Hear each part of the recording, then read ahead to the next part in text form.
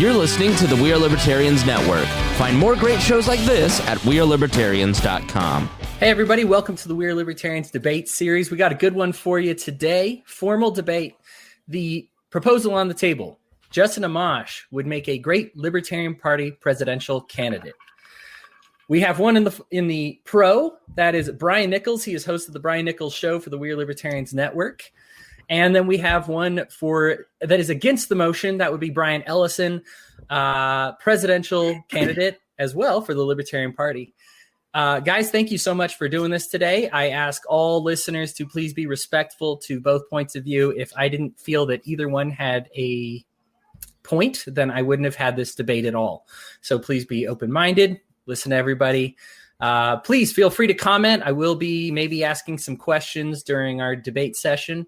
But in the meantime, I've got each of the candidates with 15 minutes worth of time to lay out their opening statements. Brian Ellison with the negative for saying Justin Amash would not make a great Libertarian Party presidential candidate. Go ahead and take it away. All right. Hey, Hodey, thanks for having me. I mean, frankly, this is a pretty easy one for me. We can just start with the basic statement, and hopefully you guys can just take me at my word. No, Justin Amash will not make a great presidential candidate for the Libertarian Party. Anyway, so before I get too far in depth into why Amash is a losing prospect for the Libertarian Party nomination for president, let's just take a quick review of what the congressman has supported or opposed throughout his tenure. Now, he supported the Defense of Marriage Act, which was decidedly anti-LGBTQ. He supports the funding of a border wall and massive immigration control, which is decidedly xenophobic. He has not been supportive of ending the drug war, which is decidedly racist. He couldn't even come out in favor of legalizing marijuana until after the tides had already turned. This is a basic libertarian position. He does not support dismantling the massive military-industrial complex. He believes that abortion should be prohibited by the government. Now, regardless of where you fall on the issue, pro-choice or pro-life, libertarians overwhelmingly agree that the government has no business interfering.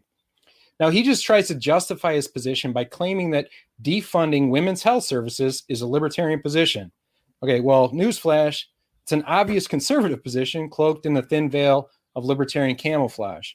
Now, we no doubt agree that government shouldn't be paying for healthcare services, but to specifically attack and defund medical services for women is not based on the principle of individual liberty. It's based on the principle of misogyny. So even this issue, which frankly is the only one that I've even actually heard him discuss recently, he gets it wrong. Now, if it's true, if the quote's true that I've heard that, Justin Amash has done more to advance the concept of individual liberty than anybody else in Congress, then I think we really need to understand what that means. Even if it's true, with this record, it's completely meaningless. Now, one thing that I've heard a lot of his supporters declare is how popular Justin is with the media. Justin has potential to reach a wider audience than any other candidate. Now, while I don't agree with that he has the most potential to garnish media attention of all the declared candidates, let's just assume for argument's sake that he does. So it's obvious that his media attention was because the media loves to trash Trump. I mean, the fact that they had a Republican doing it was just good optics for the media. He was even valuable to them as a former Republican, and that is the only place where he continues to hold any value for the media, is as a former Republican who's opposed to Trump. Now, the media attention will quickly dry up unless Amash continues to serve the needs of the never-Trumpers. What this means is that any appearance that he gets, he'll be answering questions about why he's stealing votes from Biden, or why he's a better candidate than Biden, or why he chose to run now, all these kind of things, rather than talking about libertarian principles. And that is absolutely failing, just like he absolutely failed to do in his 10-minute interview last week on MSNBC. Now, in that recent interview, Amash declares himself to be the better candidate because of his personal character, rather than anything remotely having to do with his limited government principles. He's arguing that he's the right guy to turn things around. This is simply not a concept of libertarianism. Now, one of my competitors, Jacob Hornberger, articulated this really well in a recent video he published. It's probably better than I can do it today. But the concept is that Amash is trying to sell libertarianism, or Amash is not trying to sell libertarianism to the American people. He's simply trying to sell himself. When he inevitably loses, as any libertarian candidate for president will in 2020, I hate to be the spoiler. I mean, that's a fact. The party has gained nothing because all that's been promoted is the guy who was reasonable or decent, or however he chooses to describe himself in his next press interview. And none of the concept of individual liberty or personal responsibility have been promoted. Now, I've already seen memes by Amash supporters touting his qualifications by his not being a sexual predator. I mean, while that's great, this is the level of engagement that we could expect to see throughout the eagerly anticipated Amash campaign. Amash is better because he's not Trump and he's not Biden. Now, any idea where we've heard this before? So anyway, because of his obvious reluctance to share libertarian principles with the national audience, Justin will continue to be a former Republican in everyone's eyes, further driving the narrative that libertarians are Republican light or pot-smoking Republicans, or even extreme right-wing, depending on who you talk to. Now, while those of us that have been in the Libertarian Party for any length of time understand that this is not the case, many outsiders don't see this. We've been stuck with this stigma, and we can't afford to perpetuate it if we want the party to sustain any meaningful long-term growth. Activists have been working over the last several years to develop the concept of bottom unity. The idea is to unite both sides of the bottom of the political compass together to build strength that actually opposes authoritarian government, or frankly, any authority. It's very anti-authoritarian in concept. Now, for whatever reason, many elements within the LP have decided that aligning with the right, or uniting the right, for lack of a better term, will somehow produce more liberty. As a result, we now experience an increase in right authoritarians co-opting the term libertarian and driving away the anti-authoritarian left, who are our true allies. Now, if we want to continue to see stagnant growth that fluctuates to include disaffected Republicans for 6 months every 4 years, we should nominate Amash. All right. Now, if we want to shed that stigma, we should nominate nearly any one of the other declared candidates that are actively campaigning. This concept is extremely important this election cycle. For whatever unexplained reason, the Trump supporters seem to be rock solid. The maniac can do no wrong in their eyes. If we attempt to target a conservative electorate, like we will if we nominate a conservative candidate, we will fail miserably. We need a candidate that will be able to reach that key group of anti-authoritarians on the left who know that Joe Biden does not represent them any better than the other 70-plus-year-old sexual predator. These people are our natural allies. They want social change. They want equity. They basically want something entirely different than what the government has come to represent. Now, many of these people latched on to Bernie because that's what they represented to them. That's what he represented to them. We can reach them by talking to them about the issues that matter and solving their problems with libertarian solutions that we are all familiar with. We can't do that if our national candidate is somebody who opposes women's rights or supports violent border enforcement or has a history of discriminating against the LGBTQ community, or whose Twitter feed looks like it simply exists for the sake of owning the libs. Now, the obvious tone deafness of Amash to the anti-authoritarian left will do immeasurable harm to the Libertarian Party and negate much, if not all, of the work that many activists have been aggressively working to overcome for years. But frankly, the growth of the LP is certainly not something that Amash has been interested in the slightest. As recently as April 13th, just 2 weeks before he announced his candidacy, Amash tweeted, "Americans who believe in limited government deserve another option." Now, the obvious implication, based on the context of the tweet, was that there were only two options in the race for POTUS. On May 2nd, Justin tweets, "It's an important step for our young party, and I'm honored to be part of it." Now, this was in context of changing his party affiliation to Libertarian with the U.S. House's clerk, which, by the way, was a good thing and would have been better if he had done it months ago simply out of principle. When you consider these two tweets in full context, It seems that Justin is completely unaware that the LP has been around for 50 years and has consistently ran a candidate for president of the United States that represented limited government. Why is a third option irrelevant on April 13th, but all of a sudden the LP was a viable young party on May 2nd? Now, it's simple. He thinks the party is irrelevant unless it's about him. This point's incredibly relevant because our presidential nominee will be the loudest and most effective resource for driving support to all of our down ballot races. If our nominee is simply talking about how decent he is or that he's better because he's not Trump or Biden, then he is absolutely failing in one of his prime responsibilities as the nominee. When questioned by the Libertarian Republic, Justin admitted that despite the fact that he's been considering a presidential run, presumably either as a libertarian or as an independent, for nearly 3 months, he had not taken 15 minutes to read the party platform.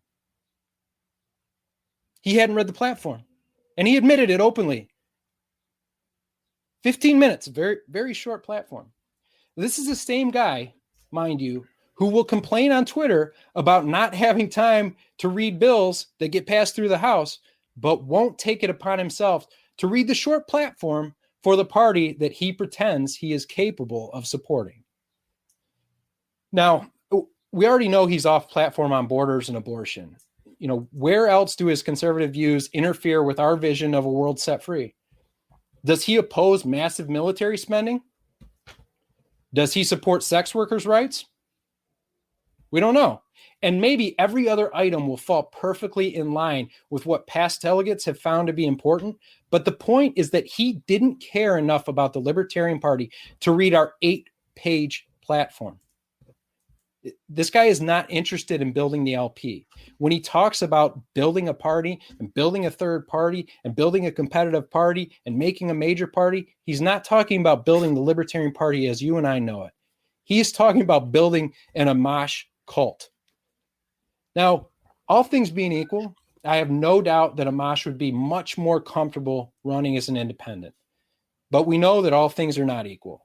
We know that in order to achieve the kind of ballot access that the LP has earned over the lifetime of the party, he'd have to spend multiple millions of dollars all over the country just to get on the ballot.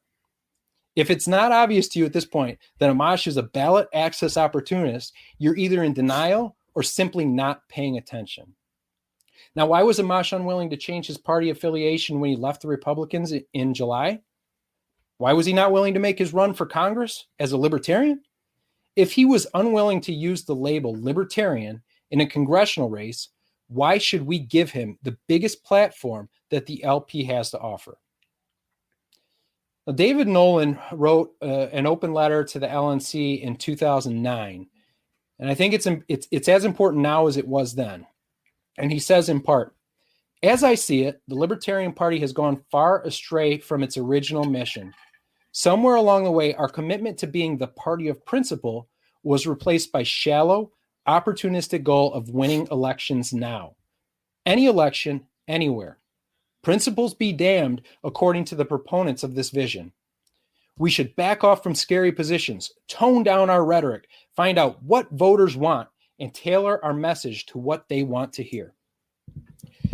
Now, the LP is at that same point today. We have at least half a dozen candidates with more libertarian principles who are better messengers for the Libertarian Party vying for the nomination. We have people with real libertarian credentials, not statist credentials. But the comparison today to Nolan's words from over a decade ago is almost unfair. We're not on the verge of sacrificing principles for winning elections. We're on the verge of sacrificing principles for a sort of hero worship for people with political fetishes. The reality is that Amash has no appeal to prospective Trump voters and will not attract any support from the never Trumpers. So where is his base? He'll likely finish far worse than Gary Johnson, who had significantly more relevant experience and was unarguably more libertarian. There's simply not a winning proposal for Amash running for the LP nomination. Nolan goes on. "My fellow libertarians, our party is at a crossroads. Either we stand up boldly for liberty or we lose all relevance. The The voters who want real, meaningful, substantive change will direct their energies elsewhere, while opportunists who seek short-term electoral victories will support the Republican and Democratic politicians who offer a far better chance of winning now. So here we are. We have an opportunity this cycle to nominate a candidate who has changed his middle name to taxation is theft and built a successful, internationally recognized brand in support of liberty. We have an opportunity to nominate an articulate libertarian messenger who has spent his career working in libertarian education arena for over 30 years. We have an opportunity to nominate a candidate with a long history of political activism and civil disobedience who advocates for the complete dissolution of the federal government. And along with the opportunity to run one of several other articulate and principled messengers, including a doctor, a judge, a successful entrepreneur, we have an opportunity to run a candidate who can attract massive media attention by mocking the political system, by wearing a boot on his head and offering everybody a free pony. Now, will we as a party seize one of these unique opportunities to put libertarian principles in front of the American people? Or will we resign ourselves to make the same lame decision to nominate a government insider who looks and sounds no different than any other duopoly candidate? The purpose of the LP is to promote libertarianism. If we're promoting someone that diverges from our principles and who tells people that libertarianism is something that it isn't, how is that in any way positive for us? Thank you so much, Brian Ellison. Now for Brian Nichols, and he will debate why Justin Amash would make a great libertarian presidential candidate. Brian Nichols, take it away. Right. Yeah. So the argument, is would Amash be a great Libertarian Party candidate? And I think that first starts the question: well, what does it mean to be a great Libertarian Party candidate? And I think it's that of actually accomplishing libertarian ideas in number one, the marketplace of ideas, but changing hearts and minds. And yes, number two, actually accomplishing some electoral success. So how are we accomplishing electoral success? Well, most recently, we had a candidate in Governor Gary Johnson, who was a two-term Republican governor, who ran with a two-term also Republican governor in Bill Weld, and they obtained 4.489 million votes. And that had never been accomplished before in Libertarian Party history. So I think it's important, number one, to acknowledge what has happened in the past in terms of electoral history, from us nominating somebody who would be considered the establishment, if you will, or the non-Puritan libertarians. Now, going to, I guess, and I really, again, I appreciate Brian coming on the show because to really discuss this, because I mean, he mentioned all these great libertarian candidates that are out there, and he's right. They are great libertarian candidates. And I actually have had the chance to interview most, if not all, the candidates that he actually mentioned. I mentioned, or he mentioned Jacob Hornberger, who's been on the show, and yes, has been a very strong advocate for liberty, being more in the education. I mean, I actually just talked to Dan, taxationist Theft Berman, today to record a show that will be airing here in the near future. I'm discussing his vision to be the Libertarian Party candidate. And going back to the main point of this debate is, would Amash be a great Libertarian Party candidate? I say yes, because the goal of the Libertarian Party, again, is to, with the electoral success, be able to share the message of liberty and win people over. And I think when you look at somebody like Justin Amash, especially when you take into consideration all the libertarian bona fides that he had going up into his 2010 election, right? I mean, so here, well, let's read a little quick something that Ron Paul, who I would say Ron Paul dare brought most of the libertarian movement that we have right now in 2020, brought most of us here. And yes, it did come from the right. Ron Paul on Justin Amash. I am proud to endorse Justin Amash for U.S. Congress. Justin is one of the most principled young leaders I've ever seen in a generation. He will do the work to fight the lower taxes and spending for more freedom in Washington. We need more people like Justin voting with me in Congress. Justin understands our Constitution and will fight against our out-of-control government to restore liberty. Justin has the courage to stand up against the bailouts, government takeovers being forced down our throats by Washington insiders. In addition to his impeccable voting record and tremendous personal integrity, I've been thoroughly impressed by Justin's commitment to transparency. He draws back the shroud of secrecy that big government uses to confuse our fellow citizens and shows its constituents plainly and clearly what our tax dollars are paying for. The American people need more than just another vote. We need a man of principle who will always stand up for what is right. We need a citizen politician who will represent U.S. Justin Amash is that kind of individual. So, I mean, I know we're not supposed to take Ron Paul's word as gospel, though some of us will take Ron Paul's word as gospel out there. But with that being said, in 2010, now look at what Justin has accomplished in Congress. Now, I'm not here to argue in favor of Justin Amash as the candidate. I'm saying, would he be good for the LP? And I say, well, yes, because when you look at his libertarian record in Congress, has he been 100% a pure libertarian? Well, no, because he wasn't 100% libertarian. He was a Republican with libertarian leanings, right? Which I would dare say, when we looked at somebody like a Ron Paul, that's also what Ron Paul was a Republican elected official who was a libertarian in their private life. I mean, much like what Justin Amash is as well, and voting against the FISA expansions that President Trump has voted for. Going and voting against these endless wars, bringing up topics like civil assets forfeiture as a libertarian presidential candidate is huge. And yes, I know that Brian Ellison did mention that there are a lot of quote unquote non-libertarian things that Amash has supported. But again, going back to what's the point of the Libertarian Party? It's to win people over in the electorate, to actually accomplish some type of electoral success. And I think it's important to understand that everybody out there right now is now a libertarian. And I hate to kind of go back to an aspect of my show, but what is the main point of my show is to help speak to people from where they're coming from. And to go in guns a-blazing with a libertarian ideology is one way to approach it. But I would dare say we haven't had much success in that approach in the past. So what we have found success, electorally speaking, has been that of looking at people in the past who were credible, and I say credible from an electoral stance, credible individuals who have served in elected office, and in this case, 2-term Republican governors, who were not as libertarian as people would like them to be, but obtained the most votes that any libertarian presidential candidate has ever accomplished, obtained ballot access across the United States, which you can argue that's what Justin's looking for, but that's what any libertarian's going to be looking for. We need to have that ballot access, and that was accomplished because of the fact that we had, let's say, maybe not the purest libertarians leading the party, because their goal isn't to win people over on that ballot to become pure libertarians instantaneously. It's to spark the interest and to make other people out there say, okay, what does it mean to be a libertarian? And then it's on our job, the people within the movement, to be the teachers, to be the educators.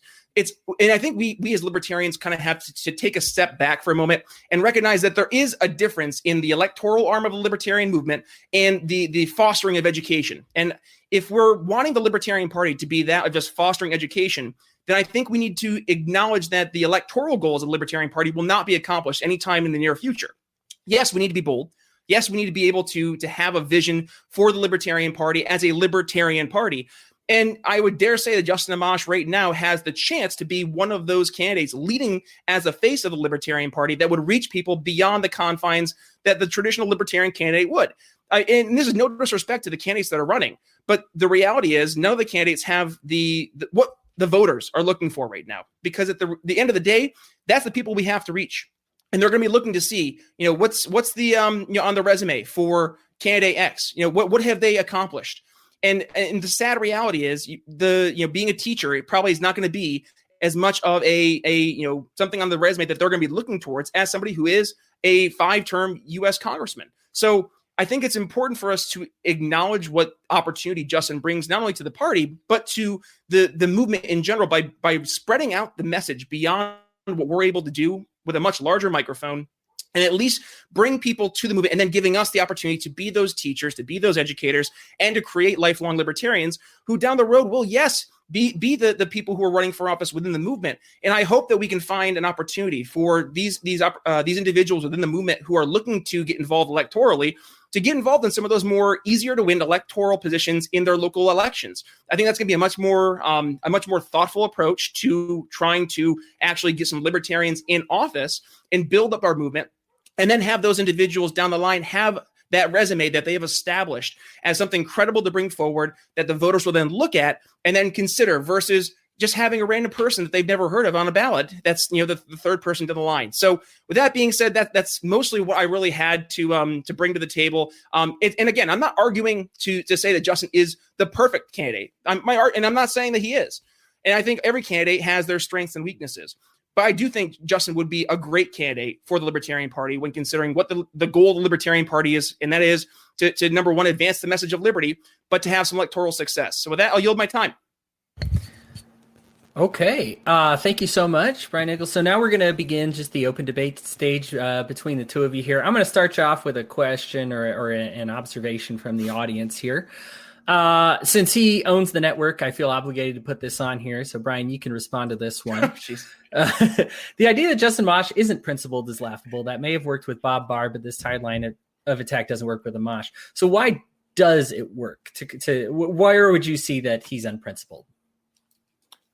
I'm assuming that's a Brian Ellison, right? Ellison, yeah. You said Brian. You know Brian. I was like, jump ball, Brian. Okay. Jump ball. I think that some of the policy positions that I brought up speak for themselves. I mean, when it comes to DOMA, this is what he had to say about DOMA, which is the Defense of Marriage Act.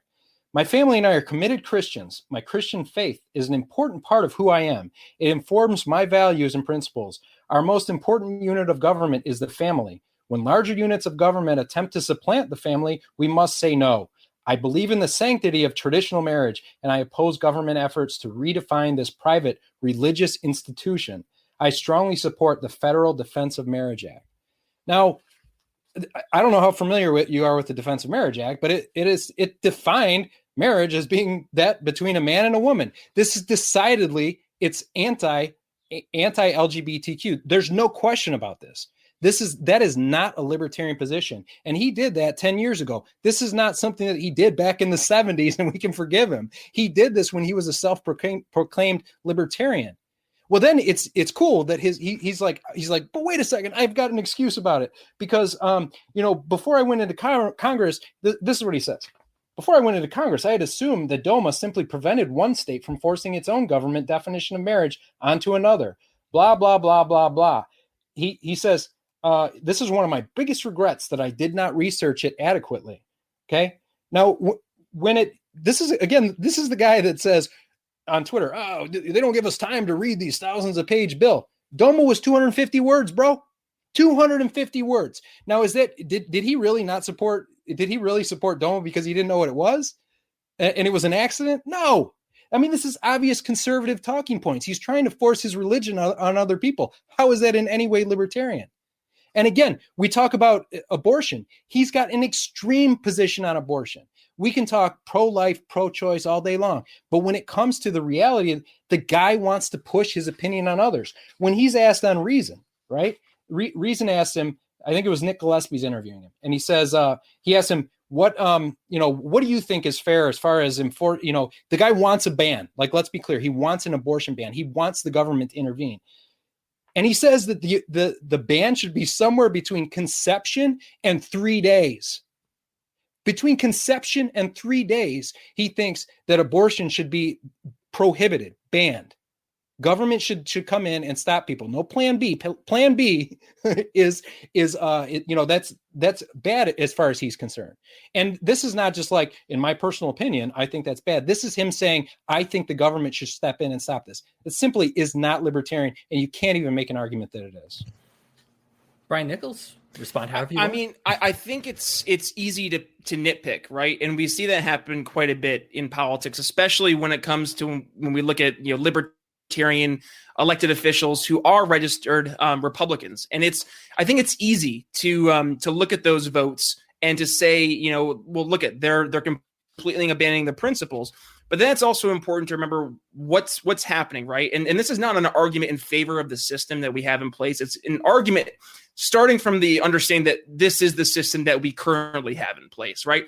And with that, we have to understand that it is a sad reality in Washington, and that you do have to play politics. And that involves when you're running for office to win your constituency over. It involves when you're in office making deals with people in order to actually progressively move your agenda forward. And if we want to move liberty forward, we have to pick battles. Now, I'm not going to try and explain away Justin Amash's decision on DOMA. I'm not going to try to explain away Justin Amash's decision on abortion rights, because I mean, really, that's not my role to play, right? My role to play is to say, is Amash a great Libertarian Party candidate? And again, I'm keep on going back to, well, what does it mean to be a good Libertarian Party candidate? And I would dare say it is to represent libertarian values, number one, but number two, to also be able to have some electoral success. Now, are we going to set the threshold, right? And I think this is a question that we've been asking since the inception of the party. And I'm sure Brian is going to agree with me here in that, is that what does it mean to be a real libertarian? And I don't think we're going to have a real answer to that question. And I think it's up to the delegates, number one, to decide who do you want to be the face of your party in order to accomplish those real main goals of the libertarian candidate. And that is, again, to have that electoral success while being a libertarian. And you do have to play some game theory. You do have to make some sacrifices in terms of, are you going to sacrifice a little bit of principles in order to get much more success in terms of electoral success? And I think that's a game that libertarians have been playing over the past, how many election cycles with former Republican candidates. And I mean, the numbers speak for themselves as you've seen more and more votes go towards the third party candidates. So that being said, I mean, Mr. Ellison did speak to Gary Johnson in a positive light. And it's funny because you hear from more of the we'll say right-leaning libertarians, Gary Johnson is the worst candidate that we've ever had. And I just think it's funny to hear, you float him as a positive candidate being more libertarian when I've heard the exact opposite, right? So I would look at somebody like a Justin Amash and say, I would actually feel more comfortable with him leading the face of the party.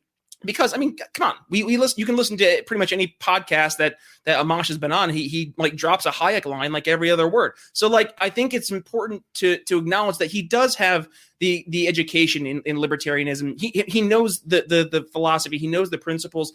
Does he have to know the party platform verbatim? I don't think that's necessarily important. When you look at the Republican parties and Democratic parties, which I don't argue that they should be our role models.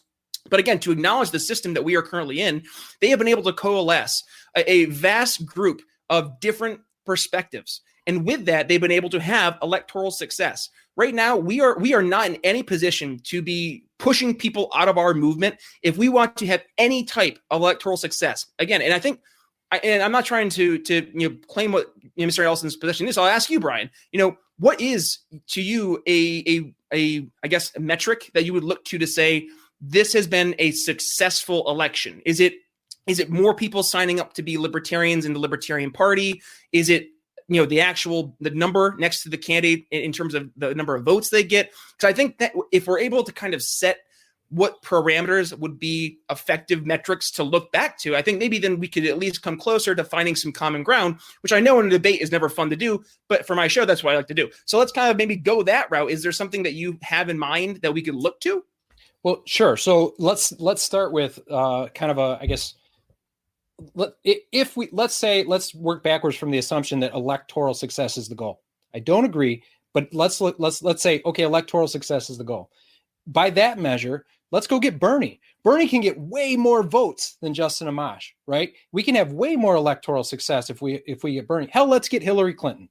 I mean, either one of them would get way more votes than would Justin Amash. So if our goal is electoral success, principles be damned, why are we even talking about Amash? Really quick, I want to make sure we're on the same terms, right? Because so really quick, I'm saying it would be electoral success, number one, but number two is also being a libertarian. So I think advancing the message of liberty. So just to make sure, because I don't want to like accidentally have people assume that I would actually support Hillary Clinton being our nominee just to get electoral success. That's not the case at all. But I'm saying it would be both those encompassing. Does that make sense? It does. And so I guess this is where I'm saying, you mentioned it earlier, like electoral success is not the goal of the LP. Okay. I don't know if how many times that needs to be repeated. We are a small party. We're a fringe party. We were intended to be a fringe party. We were intended to be a group of outsiders that push policy that can help change these statist paradigms and use the political party as a platform to do that. If we simply want electoral success, again, I say, why are we wasting our time with a half measure like Amash? If we just want to get somebody with an L next to their name to get elected, let's go all out. Let's get somebody who's a complete absolute statist that the people will love. Okay, let's bring Bernie in. Let's run Bernie. He can get elected. Okay, working backwards from that, I'm saying, so you're saying that Amash will bring us electoral success, but at the sacrifice of some principle. And, this doesn't even get to the core of my argument, because this isn't about a purity test, but the idea that somehow we are going to have this massive electoral success on the national level is just ridiculous. It's a pipe dream. And that's the pipe dream that Amash is trying to sell right now to keep himself relevant. And so, in my opinion, electoral success really needs to take a backseat to principle. It needs to take a backseat to principle. If we get votes, great. But how do we measure our success? It's not something that you can measure with statistics immediately after the vote. If we get 10 million votes, but we only increase membership by 1,000 members, like, we've failed. right? If we increase membership by 10,000 people, but we only have, one new person showing up at our local affiliate meetings, we failed. So how do we measure success? It's by having more active boots on the ground, by having more people interested in liberty, by having more people being advocates and spreading the message. That's how we do it. And I don't think we do that by running a conservative. And that's exactly what Amash is. Make no mistake. He cannot even uphold the narrative that libertarians are, fiscally conservative and socially liberal, because he's not socially liberal. I mean, he's fiscally conservative. He's socially conservative. He is blatantly conservative. He's able to cloak that, just like Ron Paul was. This is the paleo strategy. They cloak their conservative beliefs in this thin veil of libertarianism. And it's a shame that more people don't see that. Ron Paul did a lot for the movement. He brought a lot of people because he had some good talking points. And then we start to find out who Ron Paul really is. And it's like, whoa, hey, maybe he's not really the greatest role model that we should have. But that strategy, we've gotten what we can get out. We've milked the Ron Paul paleo movement for all we can get. Amash is not the second coming of that. He's absolutely a losing proposition. Okay, let's see here. So let me get another question here that I want to talk about. So this one is directed at Brian Ellison, but I actually want to start it off with Brian Nichols because I think it's trying to reinforce your point, Mr. Nichols. What percentage of the platform is someone allowed to disagree with and still be considered a libertarian? 0. Right? Absolutely not. You cannot have any disagreement. You must agree 100% because one thing libertarians like, it's authority. I'm kidding, obviously. No, but I mean, and it's hitting on a larger point, right? And I found this, myself being someone who did, yes, come from the right to the Libertarian Party, and I am, a card carrying member. Where is it? It's right here, right? Come here. I'm dropping things on my face, like right here, Libertarian Party. I'm there. I'm in the party. I get it. Like, I'm trying to make the party what we can possibly make it. And I think the best way to do that is to share the stories of the value of liberty. And I think, there you go, Hodey, look at you. And I think, trying to embarrass me. I gotta go grab my wallet or something. No, it's okay. We know you have it, Brian. You're running for president. Of course you have it. But I mean, I think to my point though, is, yeah, it is tough because I think we forget who we're trying to talk to, right? And it's actually really funny because it's, Brian, you were just talking about de-taxation and stuff, Berman. So here's a little sneak peek for an episode I'm going to be airing next week. And that is, when I was talking to him, he was saying, one of the problems that we have as libertarians is that we think that we can reach to this 40% of voters who are just apathetic. The reality is that we need to reach to the people who are actually politically active. And the reality of the situation currently is the people who are politically active predominantly are going to be Republicans or Democrats, because when you look at the human psyche, people want to vote for winners. It's fundamental human psychology. You want to feel like you've accomplished something with somebody that you have cast a vote for, then winning, and now you being able to have kind of like this pseudo power structure in mind, right? And that's a fundamental flaw with our government system. But based on the system we have in place, if we ever want to have any electoral success in trying to change the laws, which, I mean, and I guess it really does come into a fundamental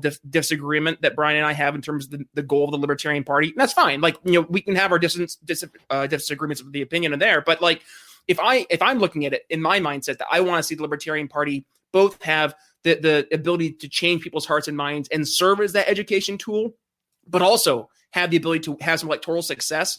I do think, it's important for us to put people who are going to be, at the very least, familiar faces or people that people can trust when they cast their vote, right? And it's one thing for the libertarians to say, I feel 100% confident in my candidate being the 100% pure libertarian. Your average voter doesn't care. And if we want to at least bring them to the movement, to have that conversation with them, to show them what it means to be a libertarian and get them on that meter from 0 to 100% being pure libertarian, we have to at least get them interested. If we're going in guns a-blazing, full libertarianism 101, they're going to shut off, because at the end of the day, and I'm sorry, nobody really cares about having a conversation about ending the Fed when you just go and talk to your average person. They don't. And honestly, half the people don't even know what the Fed is. You could tell them that the Fed does something with, I don't know, think of something funny, Hodey. You're the host, but like they don't have no idea what the Federal Reserve actually is. So I don't know. I think we need to figure out, who we're actually talking to and make sure you're talking to that people. I mean, that kind of goes down to what sales is, right? You're talking to your right audience and you're showing the value to them. Right now, we're talking to people with our libertarian ideas that we have, that we know 100%, and we're talking to them on master's level course, if you will, and they need training wheels to start the conversation. And if you want that person to be our face of our party at that level, that master course, that's one way to take it. I just don't think you're going to pull people over to the movement and have them stick as long as you think they will. You might have some fewer people that will stick longer, stay long. Probably. Yeah, that will probably happen. But then, I guess then we're just feeling right about being right in a smaller group of people. I just don't see that as successful. And then Brian Ellison, that question was actually directed at you. Again, what percentage of the platform are you allowed to disagree with and still be a libertarian? So I've actually done this calculation, right? So no. Look, the reality is there. I was going to say, Lord help us. No, this is not about a purity test. This is not me saying Justin Amash is not a libertarian. I mean, if the guy wants to call himself a libertarian, he can call himself a libertarian. But I can tell you, based on the pattern of the things that he's said and done, that he's a conservative, right? Like, this is how do you gauge whether somebody's a libertarian or conservative? It's based on a pattern of behavior and beliefs. And he has definitely represented beliefs that are clearly in the conservative sphere and outside of the libertarian sphere. Does he have beliefs that are libertarian? Sure. Is supporting a UBI one of those beliefs that falls within the libertarian sphere? No. But you know what? Frankly, that's the only socially liberal belief he has. So maybe we should embrace it. So it's like, I think that this is not about me trying to force a purity test on Justin Amash. This is about me saying that he does not represent the basic core principles of libertarianism, and certainly not the ones that are most important this election cycle. And you keep saying, Brian, this is about electoral success. If this party is about electoral success, if Justin Amash wants electoral success, where he stands the best chance of getting electoral success? He can run for House. He can run for his House seat as a libertarian. That's if this party is about electoral success and he thinks he can win that race, which he said he thinks he can win that race, if he runs as an independent, well, good. Run as a libertarian. Show us how the Libertarian Party can have electoral success. Frankly, he can't win that race. He knows he can't win that race. And so that's why he's in this race. I mean, straight ticket voting though, right? Well, there is straight ticket voting, absolutely. So, but the point is that he's going to be the libertarian on the line, and that libertarian comes with a stigma. And if there's a Republican on the line and a Democrat on the line and the libertarian on the line in that district, the best that a libertarian has done is like almost 4%, which is remarkable. Like that's like 2 or 3 times what anybody else has done in that district. But the reality is you're going to end up splitting the conservative vote, and maybe a Democrat wins. Who knows? But I don't think he really stands a chance of winning, which is why he's running this race. And if he does stand a chance of winning, wouldn't we all be much better served to have a libertarian, whether he's a little bit libertarian or a lot libertarian, having a libertarian in Congress rather than having somebody do a failed vanity run for president? I mean, thank goodness we have one right now, though, right? I mean, we have one until he doesn't get the nomination. I know. I'm sorry. Right? I should be a smart ass. Oh, it's a debate. It's supposed to be. I'm trying to think of something funny that the Fed does, and it's all not funny. It's sad because I've written a lot. I know. You really put me on the spot there. I'm like, I don't know, giving money in the form of a loan and then asking for it back seems pretty comical if you're a sadist. Brian, I did want to ask you something. Brian Nichols, sorry. I'm going to say Brian every time. It's terrible. So something that I see is because I get hopeful when he does those quotes about Hayek and Friedman, and you kind of get excited because you say, oh, that's in there someplace. Mm-hmm. What makes you believe, and this question will then go back to Brian Ellison, what makes you believe that his DNA is more libertarian, that had to be stifled? I think that's kind of what your stance is. Kind of, he had to be a Republican for a little bit, like the Ron Paul thing. He was actually a libertarian that was stifled by his Republican Party, as opposed to a Republican that was, trying to dabble in libertarianism. So I talked to him. Awesome. And I've had a conversation on episode 72 of the Brian Nichols Show is a one-on-one conversation with myself and Justin back in June of 2019. And this is when this whole conversation started. Justin actually, he became the first person in Congress to consider the articles of impeachment against Trump as a sitting member of the GOP. And I had him on my show immediately thereafterwards. And, just having the conversation and really, so if you listen to my show, one of the things I like to do is I like to have a moment on my show for my guests to kind of tell their story of how they got to liberty. And I asked that of Justin. So to kind of hear him tell his story, and you hear of when you heard enough of these libertarian stories, you kind of hear like this reoccurring theme. There was this one moment, and also I forget what Justin's moment was, but there's usually this like moment where you see that person has really adopted a libertarian lifestyle, be it big L, little L, whether it's just a movement, being involved in the liberty movement. And I think again, going back to this idea of success, right, is what does it mean to be a successful libertarian or a successful member of the liberty movement? And somebody like Justin, I would say he is an ally, right? And he's a successful ally to liberty movement. And why do I think he's actually an ally? Because he's shown me nothing to the extent that I would ever feel there's a big red flag. I mean, look at somebody like Thomas Massey. I know I'm sure Brian isn't a big fan of Thomas Massey, but I would say Thomas Massey is the closest thing we have to a member of the Liberty Alliance, if we will, in Congress right now, besides Justin Amash. But like he was still willing to take the hard principled stances when it came down to it from a libertarian perspective. So I trust people like a Justin Amash and a Thomas Massey because when times get tough, they have shown time and again that they're willing to take those tough independent stances in an area where when you don't do that, especially in Washington, D.C., you're going to pay the price, be it political or otherwise. I mean, we saw somebody like Thomas Massey see all fundraising completely ignored for his races. And people are going out of their way to not only ignore his fundraising, but like to support his opponents. And like you see that in electoral politics from these two big parties. And I think that speaks to what it means to be somebody in those movements or in those parties rather, as a part of our movement. It is not a fun life. I mean, you guys, I think I say you guys in general, like people out there who think that like it's a good life being the squeaky wheel in Congress. Like, no, it's not. Like they are completely ignored. You were shunned in the halls. You were not given committee assignments. Like you are not allowed to really do your job effectively. And that's because of the way that this has been institutionalized. So, I mean, I hope that answered your question there, Hodey. But at the end of the day, I mean, really, it's because I've talked to him, because I've had the chance to get to see his past 10 years in Congress. I feel comfortable knowing that, but also hearing where he was, from a certain age and listening to him tell that story. I feel that he's shown his true colors. And honestly, he's been an advocate and a friend of liberty. And I think we'd be foolish to cast aside somebody who is a friend of liberty like that. Sure. And so, Brian Ellison, then kind of the same question, but reversed to you. What makes you believe that he's a conservative that's only flirting with libertarianism as opposed to a libertarian that's flirting with conservatism? Well, I guess, again, we can just kind of look at his record. And let's say we give him the benefit of the doubt and say, you know what, he was entirely just stifled because he was a member of the Republican Party and he felt obligated to vote as a conservative.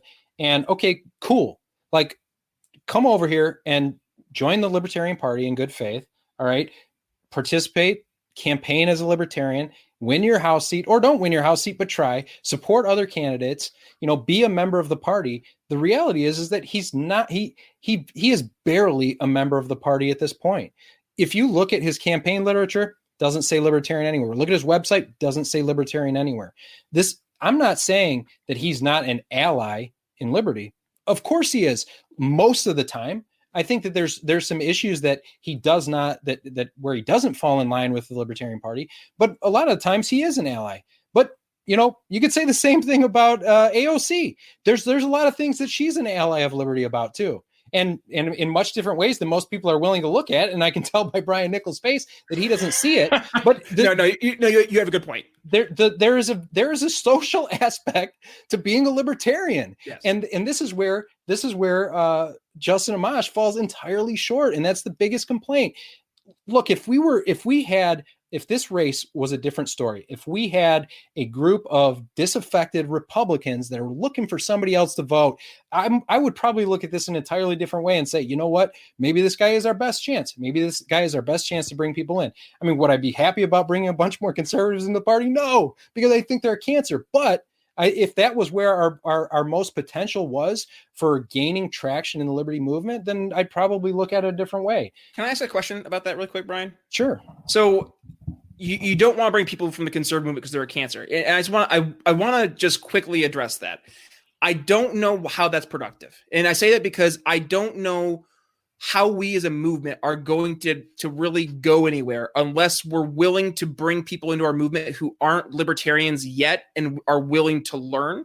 Now, if you're, so for example, right, I started out into this whole path of liberty from, rah GOP back in the day. And I found my way. Right. And I think partly was because I did stumble upon somebody like a Ron Paul, like a Rand Paul. And I did get into, then Rand Paul and Ron Paul turned to starting to watch, Mises and reading Hayek, and you go down the pathway. Right. I know Mises. I saw the eyes. I saw that. Yeah.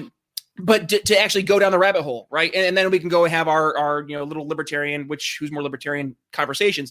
But I think it's important to acknowledge that we need people coming from both the left and the right. And I think to say otherwise is just going to isolate the party to really, it's going to end up being pardon my expression here, it's going to be a circle jerk of libertarians who really are super libertarians. And I don't know if that's what our goal is to make us the most libertarians that we can possibly libertarian, then that's one goal to approach it. But I don't know how that's at all productive for us, how it's productive to get more people interested in the movement, and ultimately how it's going to help us live more free, which, when I signed up for this, that's the goal, is to get us to actually live more free. And I don't see that happening if we just are talking to ourselves. And I'm already the super libertarian everybody's talking about, so I don't understand. Well, obviously, I've heard that actually. Yeah, that's why he's wearing the button up. It keeps the big S underneath his shirt. Right. Yeah, the L that I got tattooed on there. Right. So let's go ahead and get into the closing statements, guys. Brian Ellison, 5 minutes. All right. Well, I guess I'm going to use some of this time to kind of address some of the points that Brian just made. So, like, when we look at the idea of bringing in more conservatives, and I think that really that's what we're up against, is I don't have a problem with bringing in conservatives who want to become libertarians. But here's something from one of Amash's supporters, and there's a ton of these on his Twitter feed. But this person writes, what could be done to rebrand the LP as a serious party rather than the party of dope smoking sex fiends? I'm serious. Many of my conservative friends have exactly that perception, given the LP is cool with legalized weed and gay marriage. We are cool with legalized weed and gay marriage. Like, that's who we are.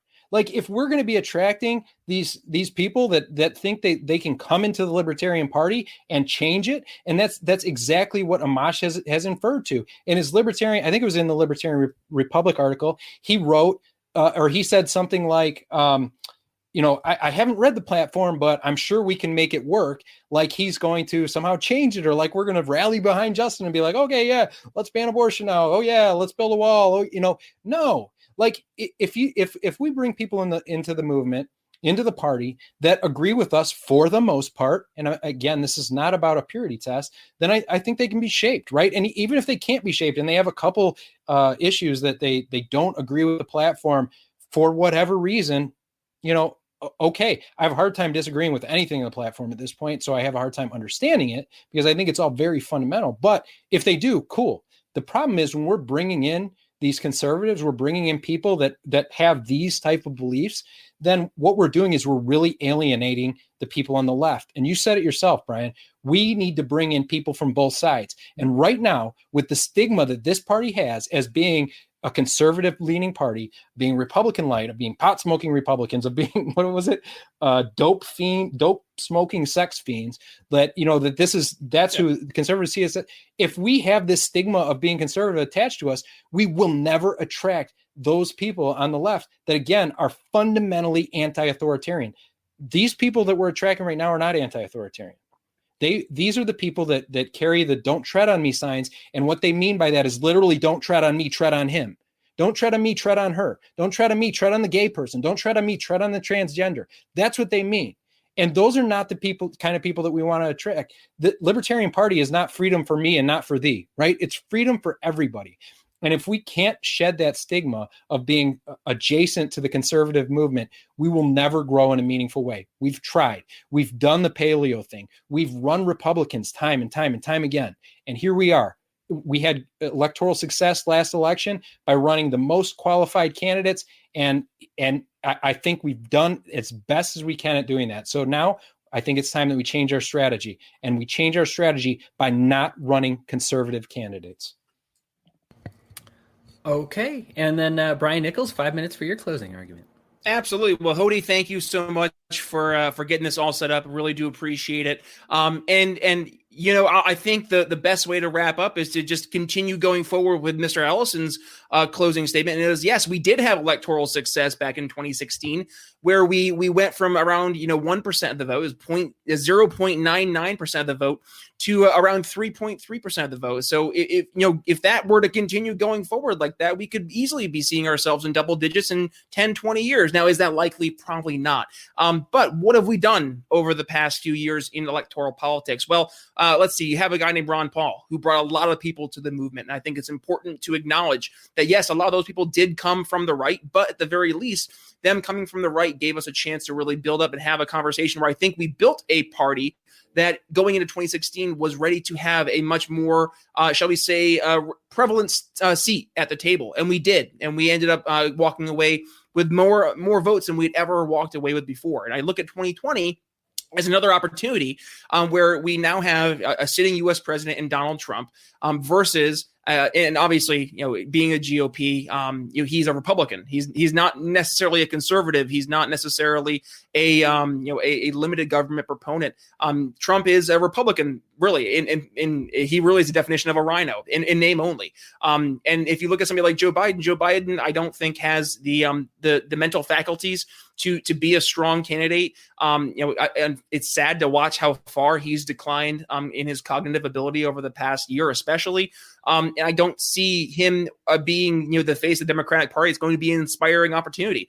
And then that leaves really a chance to have a third choice. And that third choice right now, I think we do have an opportunity as the Libertarian Party. And I want to preface this by saying I'm not endorsing Justin, but to the main point of the debate question, would he be a great Libertarian Party candidate? Absolutely. And I'll conclude why he would be a great Libertarian Party candidate. Because, number one, Justin does have the name recognition beyond any of the other Libertarian Party candidates. And that's just a sad reality that we don't have the platform that the other two parties traditionally do. And Justin, thankfully, was able to leverage his utilizing the GOP platform to get his name out there more and have more of a platform for an opportunity like now where he is seeking to be the Libertarian Party candidate.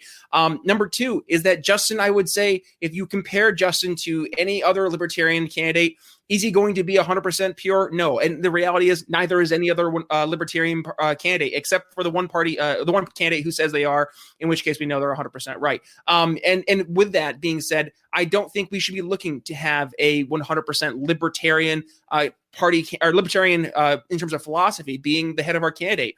There's a reason that we don't see the super conservatives running and winning the head of the Republican Party. You see the populists like Trump who are winning. You see somebody like a Bernie Sanders who's much more of a populist, taking who is taking the heart of the Democratic Party until the Democratic Party establishment put a squash to it.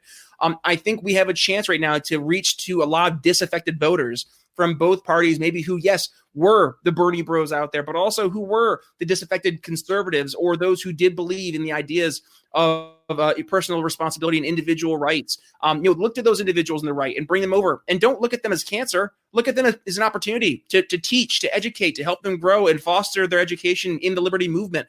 Build allies with people outside of our movement and bring them over to our movement when they're ready. And I think, if we're going to run somebody who actually has the ability to make that argument convincingly, someone like Justin Amash would be not only a credible opportunity or a credible voice to do that, but also has the libertarian bona fides to back it up. So with that, Brian Ellison, thank you so much for joining the We Are Libertarians Network to have this debate. And Hodey, thank you so much for setting it up. And with that, I yield my time. Thanks.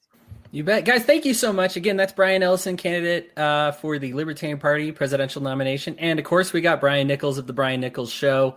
I'm Hodey Johns. I'm your host here on the We Are Libertarians Network. Thanks for tuning into this debate. Again, treat everybody respectfully. I'm sure this conversation is going to continue a lot, but please be nice to everybody. Always. Just be respectful about it, guys. I really do appreciate you both coming on, being respectful to each other, and very respectful of your time, might I add, as far as debaters go. You guys did a good job. I tried. Well, I went over like 5 seconds at the beginning, I think. I apologize. Yeah, you did. I noticed that too. And I wrote that right down.